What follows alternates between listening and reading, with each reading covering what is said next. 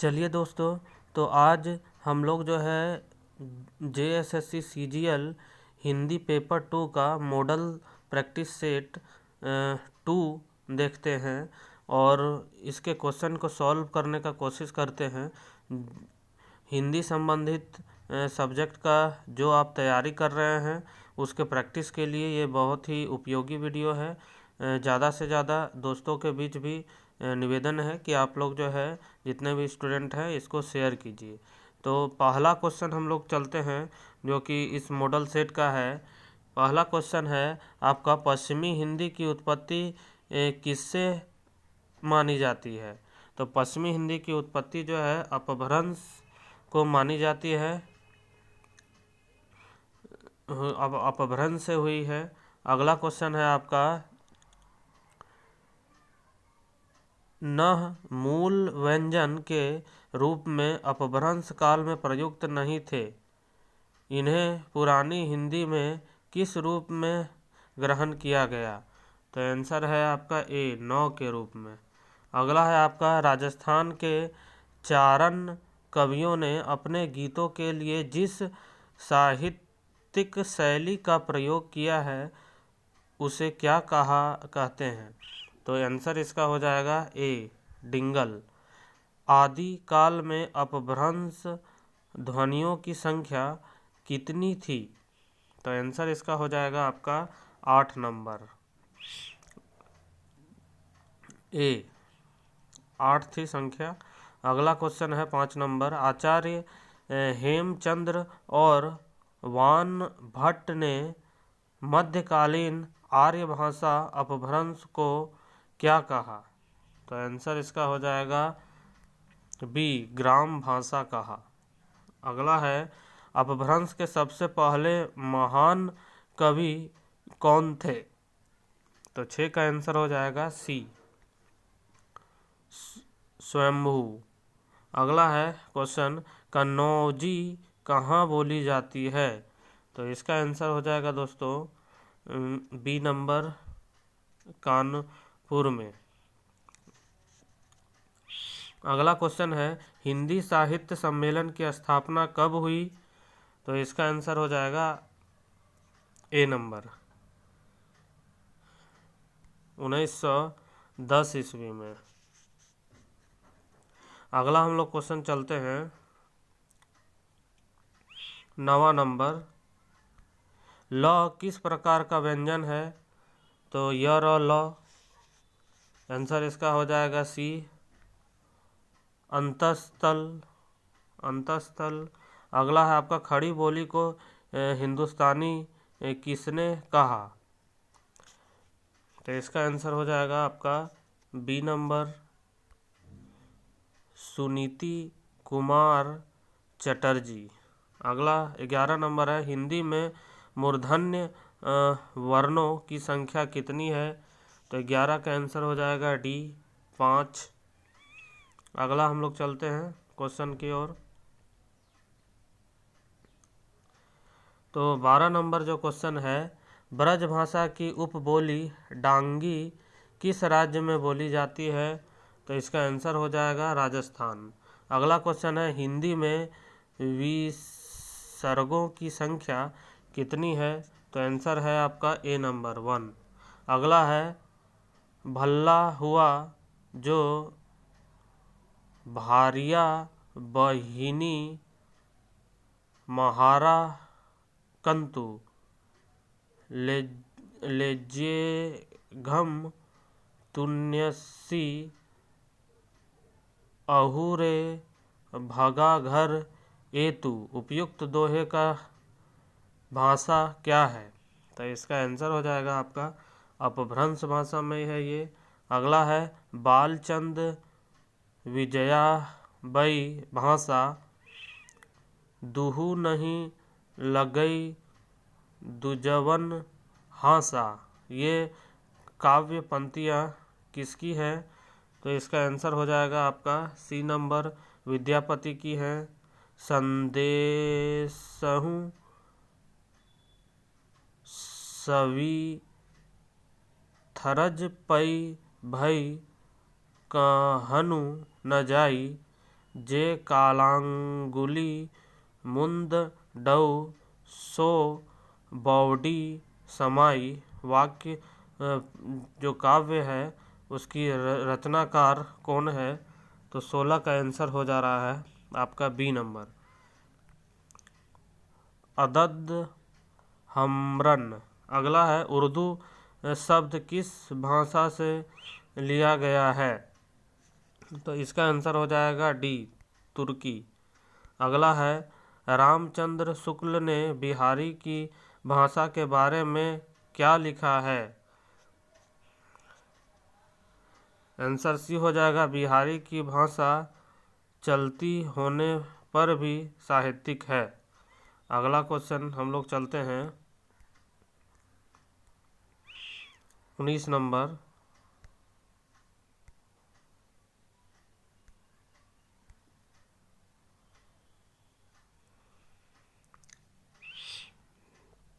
उन्नीस number question है आपका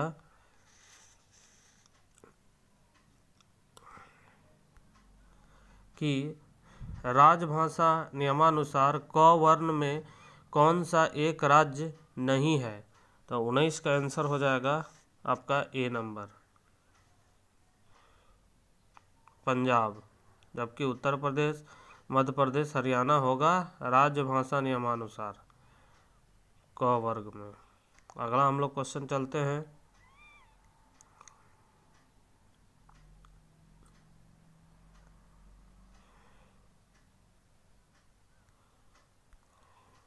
20 नंबर।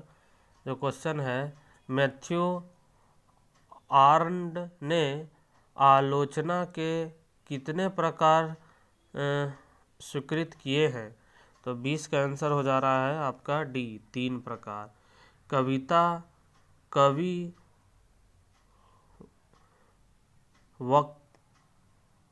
व्यक्तित्व की अभिव्यक्ति नहीं, अभिव्यक्त से पलायन है, किसने कहा? तो इसका आंसर है आपका ए इलियट ने। अगला है आदिकाल को वीर गाथा काल किसने कहा?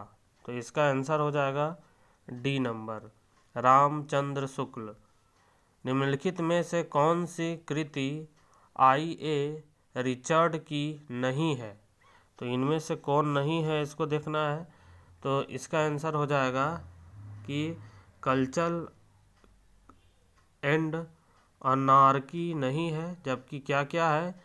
प्रिंसिपल्स ऑफ लिटरेरी क्रिटिसिज्म ये है। द फिलोसफी ऑफ रेटरिक है। और इंटरप्रिटेशन इन टीचिंग ये भी है। नहीं कौन है? ये आपका कल्चर एंड अनार्की। अगला है आपका कविता करना अनंत पुण्य का फल है, इस दुराशा और अनंत उत्कंठ से कवि जीवन व्यतीत करने की इच्छा हुई। यह संवाद पंक्ति जयशंकर प्रसाद के किस नाटक की है? तो 24 का इसका आंसर हो जाएगा स्कंद गुप्त। अगला है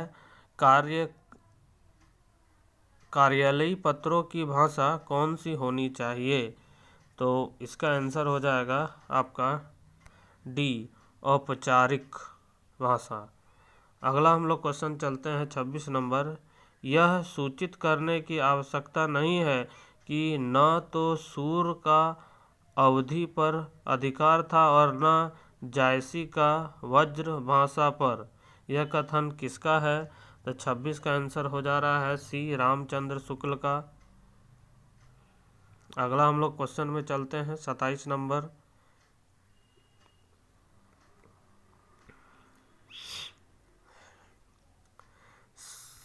कहानी परिंदे किसके द्वारा लिखी गई है?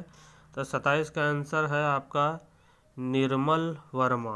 अगला क्वेश्चन है दोहा छंद के सम चरणों में किनकी मात्राएं होती हैं? तो 28 का आंसर है ए, 11 मात्राएं। कवित्व निर्माण के बीज रूप विशिष्ट संस्कार को शक्ति कहते हैं, यह परिभाषा किसने दी है? तो 29 का आंसर हो जाएगा आपका मम्मट। अगला हम लोग चलते हैं क्वेश्चन में।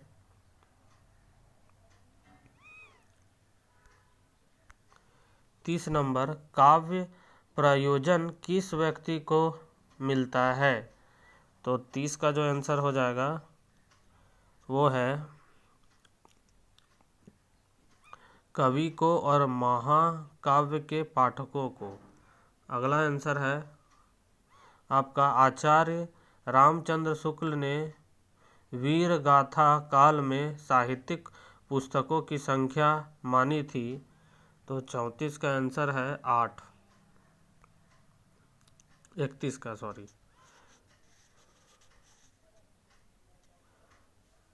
31 का जो है वो आंसर हो जाएगा आपका 4।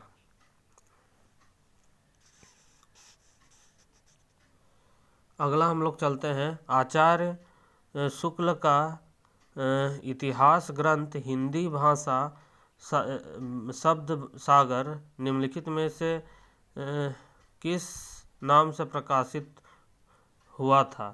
तो 32 का आंसर हो जाएगा इसका बी, हिंदी साहित्य का विकास के नाम से। अगला क्वेश्चन है आपका, पाहुड़ दोहा के रचयिता कौन है? तो 33 का आंसर हो जाएगा आपका राम सिंह। सैसन जोतन दुहु मिली गेल, दुदु हल बले दंत परी गेल, ये जो पंक्ति है वो किस लेखक की है?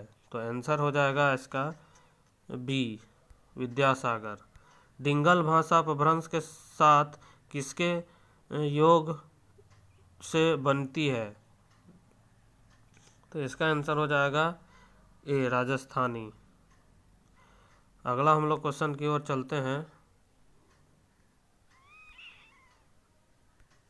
एक नार ने अचरज किया, सांप मार पिंजरे में दिया, वाक्य जो है किसका है? 36 का आंसर है आपका बी, अमीर खुसरो। हिंदी का प्रथम महाकवि कौन है? तो इसका आंसर हो जाएगा बी, स्वयंभू। अगला है आपका, अपभ्रंश नाम पहल किसके शिलालेख में मिलता है? तो आंसर हो जाएगा वल्लभी राजा धारसेन द्वितीय। अगला क्वेश्चन की ओर हम लोग बढ़ते हैं, इसको सुमेलित करना है।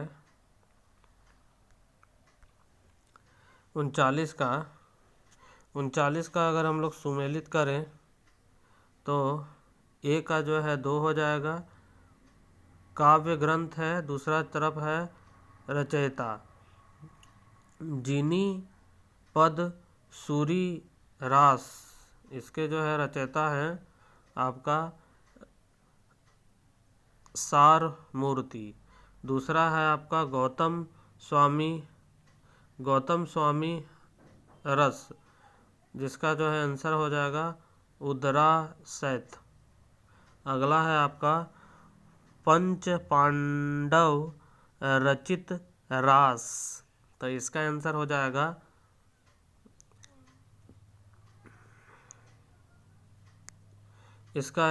जाएगा आपका 4, शालिभद्र सूर। और डी जो विद्यापति पदावली है उसका आंसर हो जाएगा विद्यापति। अगला हम लोग 40 नंबर चलते हैं, विजय पाल रासो की भाषा कौन सी है? तो 40 का जो आंसर है वो हो जाएगा सी, अपभ्रंश।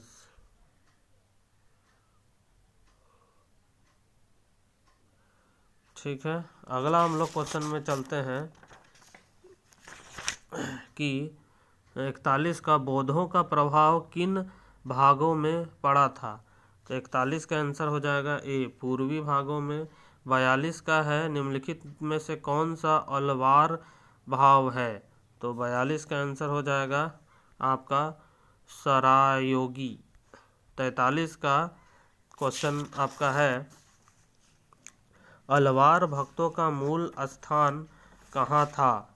43 का, तो इसका आंसर हो जाएगा डी, दक्षिण भारत। अगला है सूफी शब्द की उत्पत्ति अधिकांशयता किस भाषा से मानी जाती है। तो इसका आंसर हो जाएगा 44 का सूफ। अगला हम लोग क्वेश्चन की ओर चलते हैं। 45 नंबर, निम्नलिखित कवियों में से कौन सा कवि सर्वेश्वर दयाल सक्सेना द्वारा लिखा गया है। तो 45 का आंसर हो गया डी, ये सभी, यानी नया साल फिर आया, लीक पर वे चले और युद्ध स्थिति। अगला हम लोग क्वेश्चन में चलते हैं। 46 नंबर, प्राणचंद चौहान ने रामायण महानाटक की रचना किस वर्ष की। तो 46 का जो आंसर है वो हो जाएगा 1610 ईस्वी। अभ्यंतर प्रयत्न के रूप अनुसार वर्णों के भेद हैं। तो उसका हम लोग देखें तो इसका आंसर हो जाएगा बी, 4 भेद। अगला हम लोग क्वेश्चन चलते हैं। व्युत्पत्ति के आधार पर संज्ञा के कितने भेद हैं। तो व्याकरण से संबंधित ये सब सारे क्वेश्चन अब आ रहे हैं। 48 का ए, 3 हो जाएगा। बुढ़ापा किस भी एक प्रकार अभिशाप है। इस वाक्य में रंगीन शब्द की संज्ञा बताएं। तो 49 का जो है भाववाचक हो जाएगा बुढ़ापा, यानी भाववाचक है।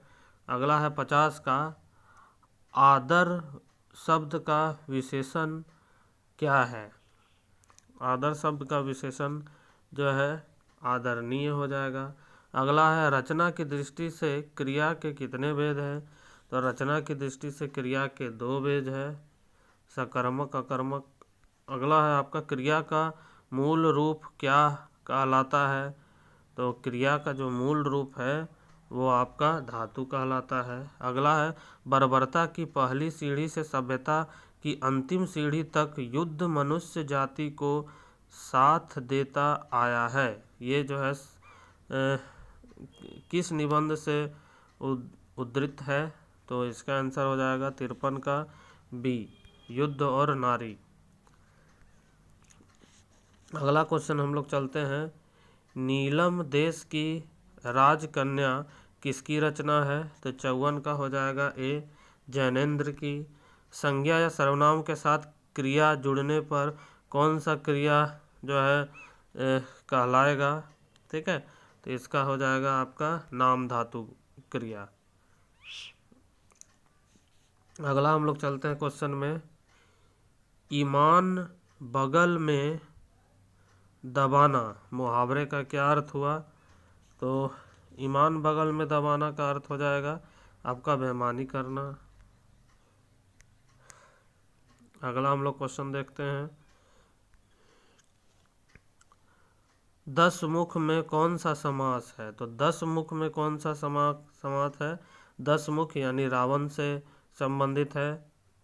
10 मुख है जिसका, तो इसका आंसर हो जाएगा आपका बहुव्रीहि। अगला है तत्सम शब्द कितने प्रकार के होते हैं। तो इसका आंसर है 4। रस खान के सवैया में धूल से शोभित कौन हो रहा है। तो इसका जो है आंसर है शिव से संबंधित है। भूषण के धनाक्षरी में हिरणों के झुंड में कौन रहता है? तो 60 का आंसर हो जाएगा सी, बंदर। अगला हम लोग चलते हैं क्वेश्चन में। 61 नंबर का क्वेश्चन है ये। तो क्वेश्चन है, गोदान पाठ के आधार पर एक निम्न वर्गीय किसान कौन है? तो इसका आंसर हो जाएगा डी, होरी। अगला है 62 नंबर, बिहारी के दोहे में नायिका की वेदना को कौन समझ सकता है?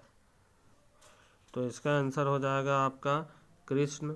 अगला है, लोहे का स्वाद कैसी कविता है? किस प्रकार की कविता है पूछा गया है। तो इसका आंसर हो जाएगा यथार्थ परख। अगला क्वेश्चन है, मैला आंचल का कथा काल कितने वर्षों का है? तो इसका आंसर हो जाएगा आपका 2 वर्षों का। आधुनिक काल को गद्य काल की संज्ञा किसने दी? तो इसका आंसर हो जाएगा आपका आचार्य रामचंद्र शुक्ल। मधुआ पाठ में सीली जगह में सोते हुए बालक ने किसका पुराना कोट लिया था? तो इसका आंसर हो जाएगा सी नंबर, शराबी का। अगला क्वेश्चन चलते हैं, हिंदी के आधुनिक काल के काव्य की एक विशेषता क्या है? तो इम्पोर्टेंट है ये।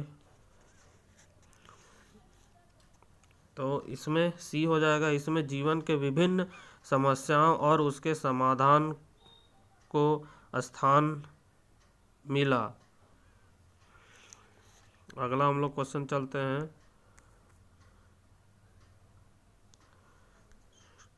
68, मैथिली शरण गुप्त द्वारा रचित काव्य यशोधरा में रात को यशोधरा को छोड़कर सिद्धि हेतु कौन जाता है?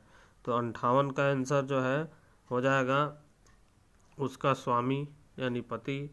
अगला है आपका, कलगी बाजरे की कविता में कवि ने किन उपमानों की वैयक्तिकता समाप्त हो गई बताया है?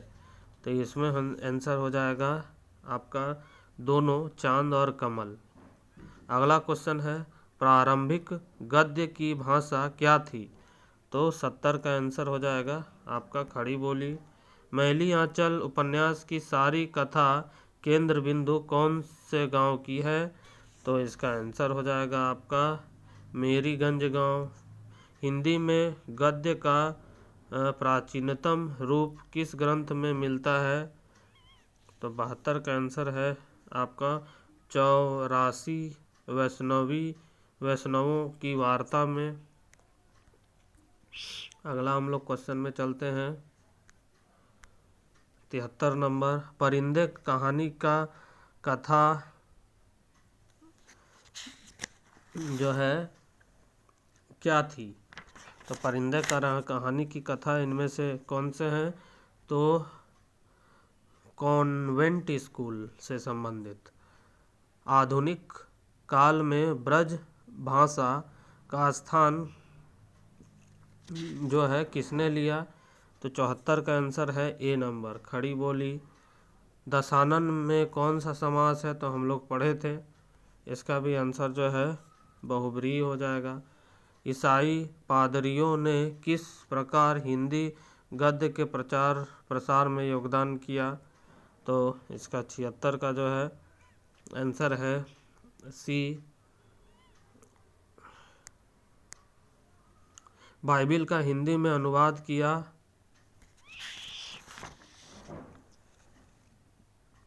और उसको बांटा। अगला हम लोग चलते हैं, मैं अपने आप चला जाऊंगा, इस वाक्य में कौन सा सर्वनाम है? तो 77 का जो है आपका निजवाचक सर्वनाम, निजता का बोध हो रहा है। प्रयोगवाद का प्रारंभ कब से माना गया है? तो प्रयोगवाद का प्रारंभ जो है 1943 ईस्वी से माना। गोदाम में कितने अध्याय हैं? जो उपन्यास है प्रेमचंद द्वारा लिखी, तो इसमें जो है 36 अध्याय हैं। अगला है आपका, डिंगल भाषा में रचित किस सदी के आगमन के मिलने लगते हैं? तो 80 का आंसर हो जाएगा सी, 15वीं। अगला हम लोग क्वेश्चन में चलते हैं।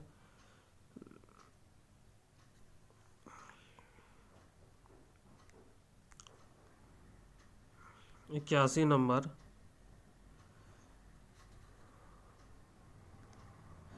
रस संप्रदाय के प्रवर्तक कौन है? तो आंसर है भरत मुनि। निम्नलिखित में से कौन सा एक व्यक्ति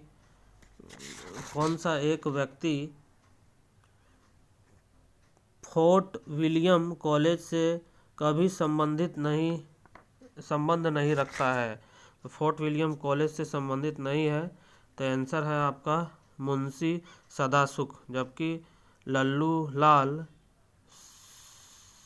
सदल मिश्र और गील क्राइस्ट ये संबंधित हैं।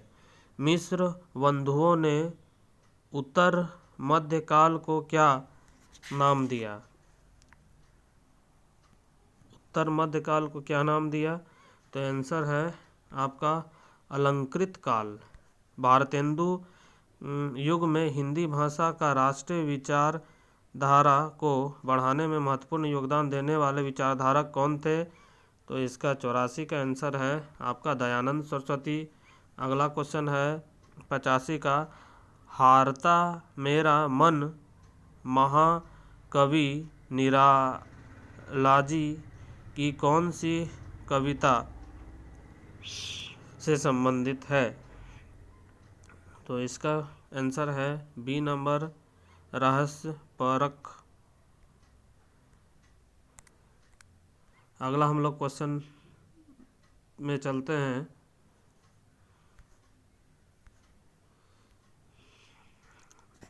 थोड़ा इसमें धुंधा है, लेकिन मैं इसको जो है पढ़कर सुनाने का प्रयास करता हूँ। तो इसमें है, आचार्य शुक्ल के अनुसार कौन प्रथम प्रौढ़ गद्य लेखक माना जाता है? तो इसका आंसर हो जाएगा आपका सम प्रसाद निरंजनी। अगला क्वेश्चन है आपका, भारतेंदु हरिश्चंद्र से पूर्व हिंदी गद्य की शैली क्या थी? तो इसका 87 का आंसर हो जाएगा सी। तो इसका जो है उर्दू फारसी से युक्त और संस्कृत शब्दों से युक्त विशुद्ध हिंदी, ये दोनों होगा। अगला हम लोग चलते हैं 88 का क्वेश्चन, राजभाषा आयोग का गठन कब हुआ? तो राजभाषा का गठन से संबंधित है, तो इसका आंसर हो जाएगा 7 जून 1955।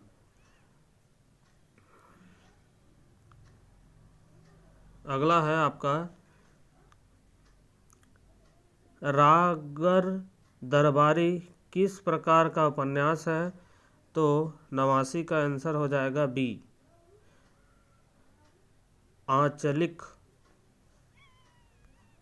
अगला क्वेश्चन है आपका 90 का, जो न प्रिय पहचान पाती शीर्षक कविता में महादेवी वर्मा ने किस ओर संकेत किया है या किससे संबंधित है? तो 90 का जो है आंसर हो जाएगा बी, अपने सुख दुख युक्त जीवन की ओर। अगला 91 की ओर चलते हैं। भारतेंदु हरिश्चंद्र के काल में हिंदी गद्य में क्या लिखी गई? तो 91 का आंसर हो जाएगा डी, नाटक लिखे गए, निबंध लिखे गए, आलोचना लिखी गई, ये सभी। अगला है आपका, गोरखनाथ ने किसका उपदेश दिया? तो गोरखनाथ ने अठयोग का उपदेश दिया। अगला है हिंदी कविता के आधुनिक युग का प्रवर्तक किसे माना जाता है? तो इसका आंसर हो जाएगा भारतेंदु हरिश्चंद्र। अगला हम लोग क्वेश्चन चलते हैं 94 नंबर। भूषणकृत शिवराजभूषण में कितने अलंकारों का निरूपण हुआ है? 94 का आंसर हो जाएगा बी नंबर 105। अगला क्वेश्चन है रसखान किस धारा के कवि हैं? तो इसका आंसर हो जाएगा दोनों, निर्गुण और सगुण। अगला क्वेश्चन है हिंदी कविता में राष्ट्रीयता की तान सबसे पहले किसने छोड़ी? तो इसका जो आंसर है वो भी जो है भारतेंदु हरिश्चंद्र हो जाएगा। इम्पोर्टेंट है क्वेश्चन। अगला है अवधी बोली निम्न में से कहाँ बोली जाती है? तो 97 का आंसर हो जाएगा इलाहाबाद। अगला कुछ बचा हुआ 3 क्वेश्चन की ओर चलते हैं। 98 का जो क्वेश्चन है वो है 30 बेर खाती थी वे 3 बेर खाती है पंक्ति में कौन सा अलंकार है? तो अलंकार से संबंधित है। तो इसका जो है आंसर हो जाएगा वो हो जाएगा यमक अलंकार। 30 बेर खाती थी तो 30 बेर खाती है, यानी 2 बार बेर और खाती रिपीटेशन हुआ है इसलिए। अगला है प्रेम मल्लिका, प्रेम फुलवारी, प्रेम सरोवर, प्रेम माधुरी, अश्रु तरंग रचनाएं किसकी हैं? तो ये जो रचनाएं हैं वो है भारतेंदु हरिश्चंद्र की। लास्ट क्वेश्चन देश के कितने भाषाओं को संविधान की 8वीं अनुसूची में शामिल किया गया है? तो हम लोग जान ही रहे हैं कि 22 भाषाओं को। तो हम लोग आज दूसरा सेट भी ख़त्म कर लिए। तो वीडियो अगर अच्छा लगा तो दोस्तों लाइक करें, शेयर करें, सब्सक्राइब करें और JSSC JEE जो हिंदी पेपर क्षेत्रीय भाषा ज्ञान में लिए हुए हैं उस तक स्टूडेंट तक आप लोग शेयर करें ताकि ज़्यादा से ज़्यादा छात्र भी जो है वीडियो के माध्यम से प्रैक्टिस कर सके। धन्यवाद दोस्तों। आगे फिर हम लोग तीसरे सेट में मिलते हैं। धन्यवाद।